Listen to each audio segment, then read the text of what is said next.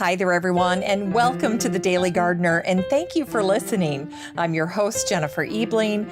It's March 8th, and there are just 12 days until the first day of spring. Today we celebrate a French botanist and explorer who became an accomplished botanist after losing his wife. And we also learn about the man remembered in the late spring summer flowering genus named Roscoe, which includes extremely fragrant herbaceous perennials in the Zingiberaceae family, or the ginger family. We'll hear an excerpt from a delightful book about pruning wisteria. And if you have a wisteria that's growing in full sun that has not bloomed, you can thank your pruning regimen for that. And we'll hear all about the solution in this excerpt. We'll grow that garden library today with a book about floral cocktails. Cheers to that. And then we'll wrap things up with a little story about a female botanist and botanical illustrator known to her family and friends by her nickname, Shadow. Love that nickname. But first, let's head on over to today's curated news.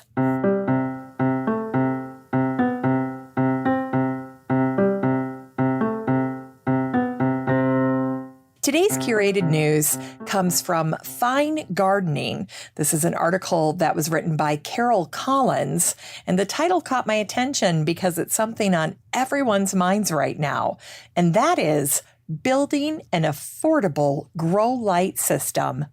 Now, what's especially nice about Carol's article is that she includes a little video to walk you through her setup, which includes a couple of high-quality light fixtures, hangers that allow the height of the fixture to be adjusted, waterproof trays to catch the drips, a place to plug the lights in, and then a timer to turn the lights on and off. And here's another great tip that I was talking to a fellow gardener about last week. If you're going to buy grow lights, make sure you don't go with the least expensive option, and make sure that you're getting the lights that offer the full spectrum of color that plants need that we can't see with the human eye. You need good quality grow lights, especially if you're starting seeds. All the time I hear from people who want to know why their seedlings end up with these really long stems and they're super spindly. And that has a lot to do with the spectrum of light that they're using when they start with their seedlings. So if you're buying LEDs, and there's a lot of them out there, make sure you do your research. Read in the description and make sure that you're getting the right spectrums of light for vegetables or for whatever seed you're growing. And remember, just because you can see well with the light doesn't mean that the plants are doing well with that light, because again, they use spectrums of light that we can't see with the naked human eye. So that's a really important thing.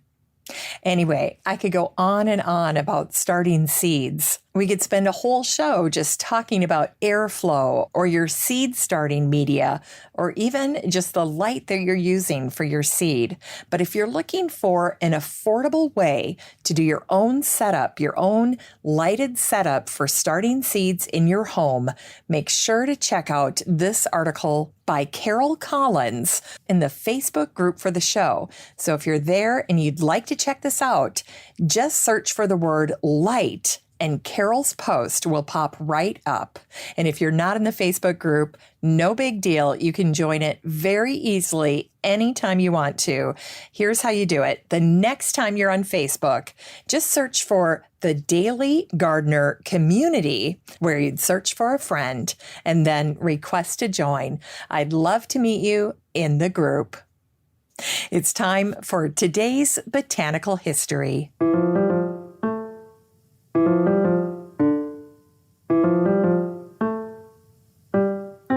All right, here's botanical history for March 8th.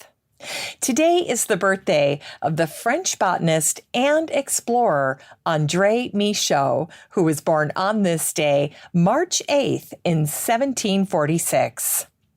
Most people think of André Michaux as the old, accomplished botanist, but I always prefer to recall the beginning of his story because, to me, that's what set him on his course. André grew up on a royal farm in Sattery, south of Versailles. His father trained both he and his brother in horticulture, and after his father died, André carried on at the farm. André married a rich farmer's daughter from a nearby farm named Cecile Clay. Within a month after marrying, Cecile became pregnant. And a month shy of their first wedding anniversary, Cecile delivered a son, Francois André. And later in life, André named an oak in his son's honor. Tragically, Cecile died after the delivery of their only son, which plunged André into depression. Yet mercifully, the decade after Cecile's death ended up accelerating André's horticultural learning and development. First, his friend, the naturalist, Louis-Guillaume Lemonnier, persuaded André to work with exotic plants that needed study and acclimation to the weather in France. Then, André started studying with the great botanist Bernard Duduceau at Versailles and in the Royal Botanic Garden in Paris. And finally, André began starting to travel to collect plants. In 1786, André was asked to go to North America, and he brought his 15-year-old son, Francois André, along with him. André's mission was to establish a botanical garden in America and send specimens back to France. In quick fashion, André established his nursery on property that's now occupied by the Charleston Area National Airport. Today, as you leave the Charleston Airport, you'll notice a stunning mural that honors André and his son. The mural was installed in 2016, and in one panel, André Francois and his father are depicted in the potager, or kitchen garden. The main scene depicts the rice fields along the Ashley River and the Charleston Harbor, where André introduced one of the first camellia plants. Native to Asia, camellias are small evergreen flowering trees or shrubs, and camellias are in the tea family, which is why camellias are commonly called the tea plant. In floriography, or the language of flowers, the camellia represents love and loyalty. Camellia blossoms are beautiful, and they come in a variety of colors, sizes, bloom times, and forms. And best of all, camellias are long-lived, and they can grow for 100 to 200 years. Finally, here are two fun facts about the camellia. In California, Sacramento is nicknamed the Camellia City, and the camellia is Alabama's state flower. And today is the birthday of the Liverpool poet, historian, botanist, and politician William Roscoe, who was born on this day, March 8th in 1753. William grew up in the Presbyterian Church. He learned his love of poetry from his mother, and he'd helped his father with his work as a market gardener. As an adult, William was an early abolitionist during a time when the slave trade was the backbone of the economic success of Liverpool. In 1803, William led a group of botanists and naturalists and helped found the Liverpool Botanic Garden, one of England's earliest public gardens. And William gave the inaugural address for the Botanic Gardens and served as its first president. For the rest of his life, William loved working in the garden, and he especially enjoyed studying the tropical plants. In fact, William also authored a book on the ginger plant family, which includes canna lilies, arrowroot, ginger, and turmeric, something we hear an awful lot about in TV commercials today. As for William's book, his daughter-in-law, Margaret Roscoe, provided some of the illustrations for his work. And in 1807, William wrote a whimsical poem about a party for insects for his 10 children to get them excited about the natural world. His poem is called The Butterfly's Ball and the Grasshopper's Feast, and it has the famous verse, "Come take up your hats, and away let us haste to the butterfly's ball and the grasshopper's feast." With his great work as an abolitionist, as one of the founders of the Botanic Garden, not to mention his charming poetry, it's no wonder that a biography of William Roscoe referred to him as Liverpool's greatest citizen. Today in horticulture, William Roscoe is remembered in the late spring summer flowering genus Roscoea, which includes extremely fragrant herbaceous perennials in the Zingiberaceae family, or the ginger family. Roscoea, or alpine gingers, are native to China and the Himalayas. Roscoea blossoms look like the bloom of an orchid, and they are perfect for a woodland or a shady border. Beautiful. It's time for Unearthed Words.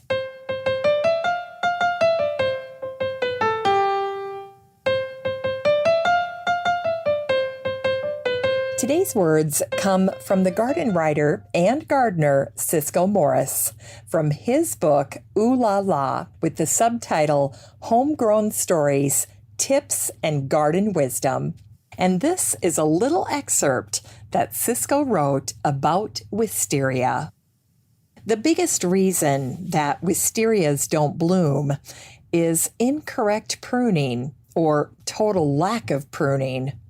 Allowed to grow wild, a wisteria will put all its energy into growth and forgo flowering for years. So here's what Cisco says to do. After planting, remove all but the 3 strongest vines. Wind those around and tie them to whatever you're going to be growing them on. Make sure you wrap the vines in the direction they naturally want to go. Chinese and Japanese wisterias naturally wind in different directions. To entice the plant into blooming, you need to do some special pruning. Wisteria normally bloom in mid-May, and soon after the blooming period is over, tendrils begin to grow out of the main structural vines. For the first few years, your wisteria won't bloom because it's too young, but the tendrils will still begin to grow right after the normal blooming period is over. And each tendril is capable of growing 25 feet in one season. The trick to encouraging flowering is to cut back these rapidly growing tendrils to about 6 inches long. This is called spur pruning. All the energy that would have gone into 25 feet of growth is captured in the 6-inch spur and now stimulates flower bud production instead. Spur pruning is a lot of work that must be done every spring soon after the tendrils begin to grow. But pruning in this manner usually results in flowering within 4 to 5 years after planting.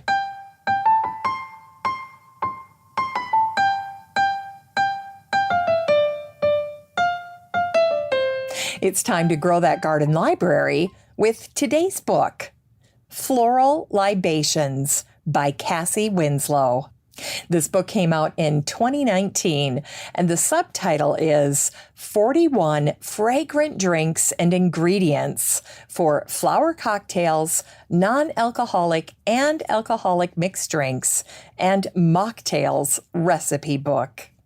Well, Cassie's book is a gardener's delight, and I first ran across it in a gift shop back in 2019.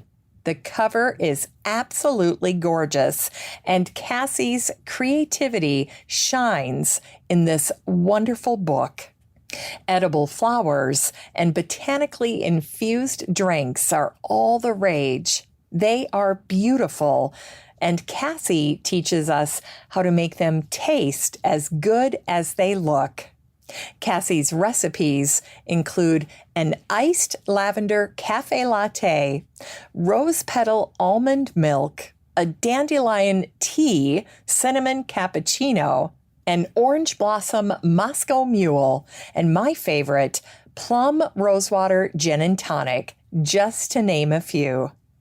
Another wonderful feature of Cassie's book are the beautiful photographs that accompany every single recipe. And if you're in the Facebook group for the show, I shared a gorgeous video of Cassie making her blackberry hibiscus lemon drop. It's so easy and so pretty.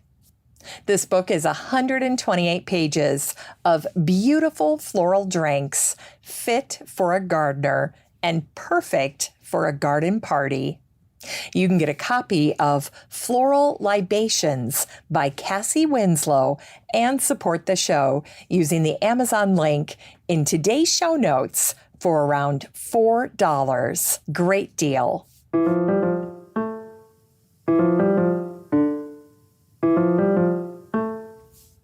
Finally, here's something sweet to revive the little botanic spark in your heart. Today is the anniversary of the death of the little-known, multi-talented, driven, and dauntless plant explorer, plant collector, gardener, and botanical artist, Charlotte Wheeler Cuff, who died on this day, March 8th, in 1963.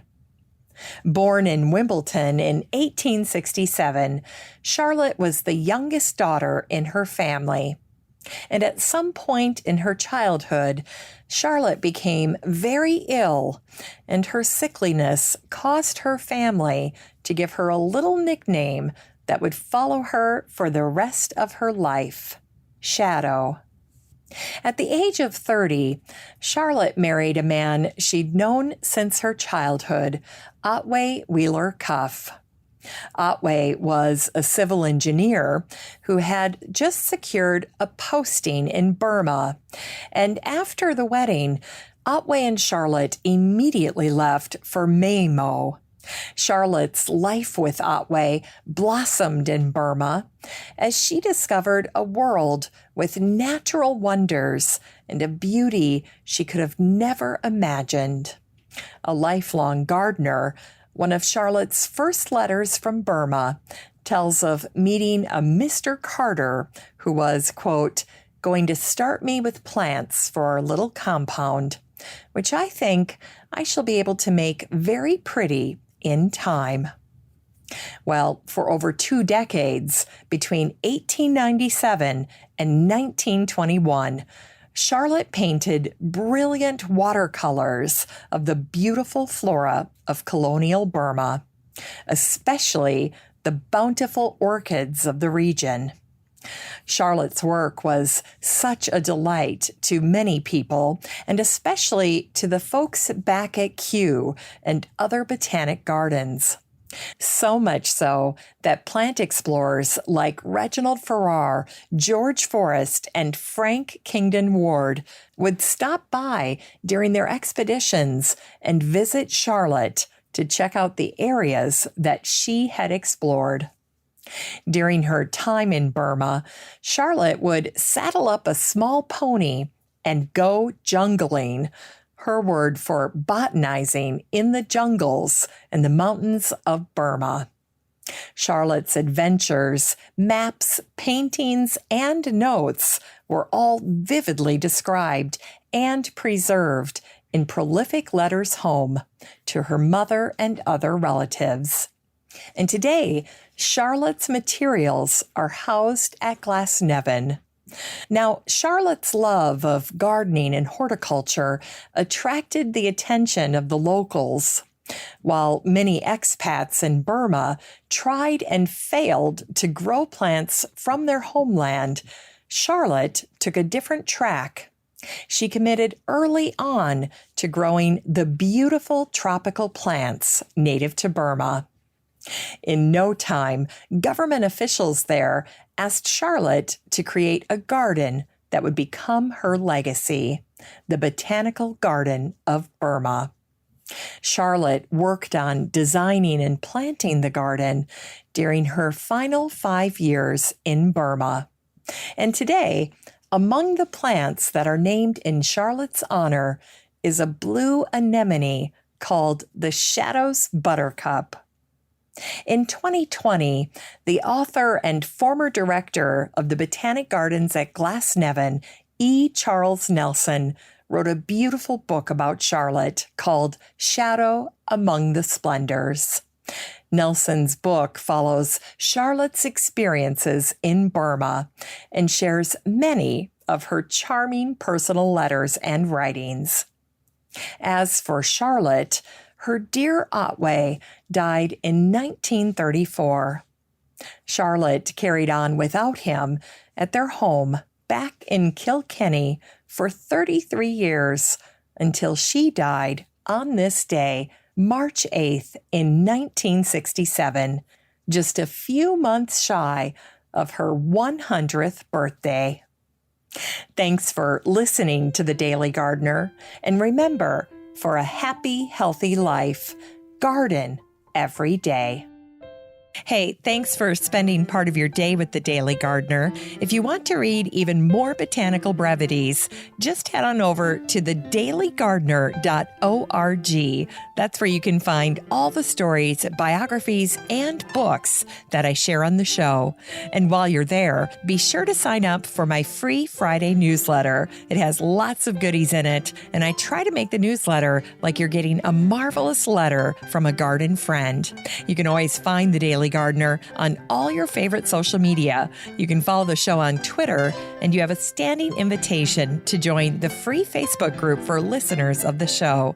Just search for Daily Gardener Community the next time you're on Facebook and request to join.